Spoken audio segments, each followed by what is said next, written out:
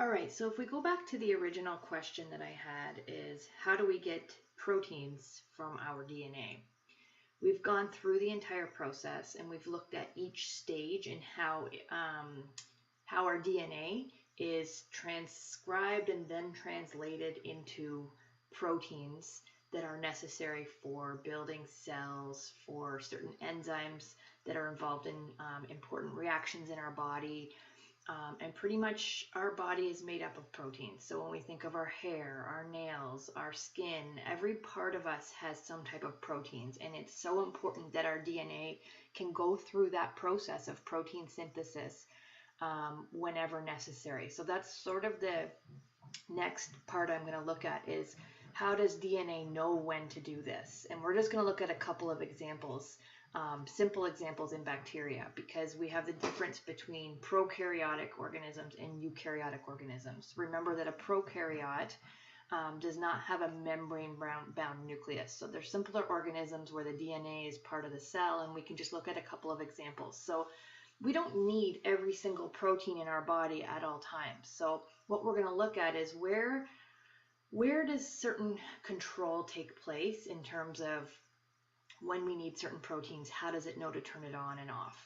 So for instance, there's 42,000 genes that exist to code for proteins that are not all required at all times. So an example, somebody who has insulin. Okay, well, we all have insulin in our body and it's not needed at all times, right? Insulin helps us break down our sugars in our body. We don't need that at all times. So our body will respond to certain situations to know when we need insulin. So we're going to look at how genes are regulated throughout the protein synthesis stages. So gene regulation, gene expression is controlled slightly differently in prokaryotic versus eukaryotic, which is what I just said. But for both, there are 4 possibilities of where this can actually happen. So it can happen during transcription, it can happen after transcription but before translation, it can happen during translation or after. And they're just basically some quick examples here of how during each of those stages it might happen, okay? But really all you need to take away from this section is that there are 4 different times throughout protein synthesis that regulation can happen. Okay, and what are those 4 things? Okay, now we're going to look at an example.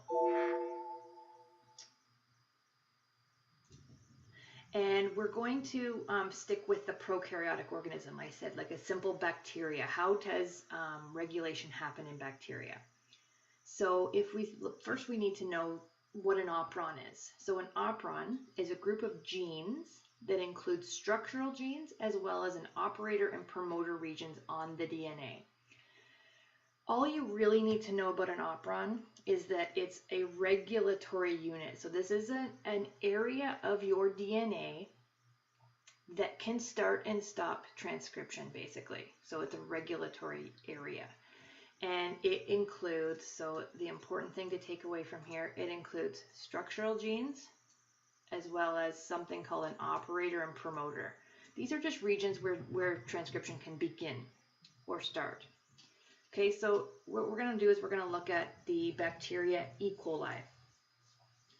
E. coli is something that can be found in our intestines, and it's a bacteria that requires certain proteins at certain times as well in order to survive. So the first one we're going to look at is the enzyme beta-galactosidase. We talked about this enzyme already and how it's required. It's an enzyme that's required to break down lactose.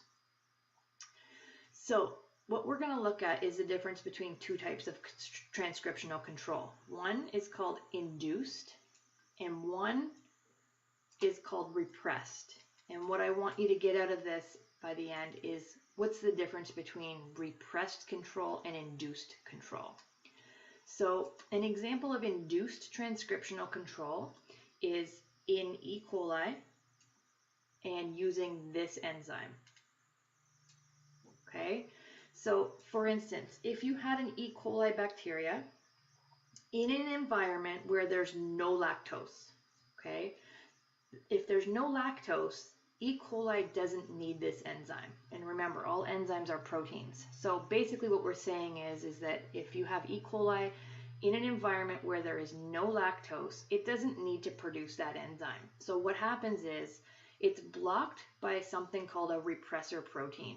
So this, all you need to know about a repressor protein is that it's a type of protein that can come in and block transcription in during certain times, and this is one of them. It will know when lactose is not there. It comes in and it covers the promoter region. Remember, this is where we begin our transcription and translation. And what this protein does is it comes in and it blocks it. So therefore, transcription for that enzyme cannot occur. If we look at when lactose is present, so now we have E. coli in an environment where lactose is, the repressor actually breaks down and it releases. So the presence of lactose causes the repressor to break down. It now releases from the promoter region, and now transcription for that enzyme can happen. So we're going to produce beta-galactosidase when we break this repressor protein off. That's an example of induced. Induced means, a really simple way of thinking about the word induced is to make something happen, to force it to happen. And so when lactose is present around E. coli, we're inducing transcription or forcing it to happen by releasing this repressor that's blocking it. Okay, so that's an example of forcing transcription to happen because we need this enzyme to break down lactose.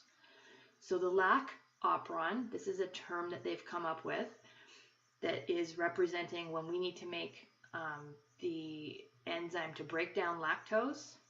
This is what the process is. So when lactose is there, it's blocked. Sorry, when lactose is not there, it's blocked because we don't need that enzyme. When lactose is there or present, that repressor that's blocking it is broken down and released so that we can make that enzyme. So that's an example of induced or forcing transcription to happen.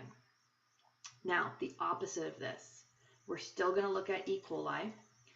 But now we're looking at a different word here. This word is repressed, okay? Repressed is really basically the opposite of induced. Repressed means to stop something from happening. So here's an example of where transcription can be stopped. So it's called the TRP operon, and its TRP here stands for tryptophan. This is an amino acid that is used by E. coli for the production of proteins. So E. coli, I said, live in the intestinal wall.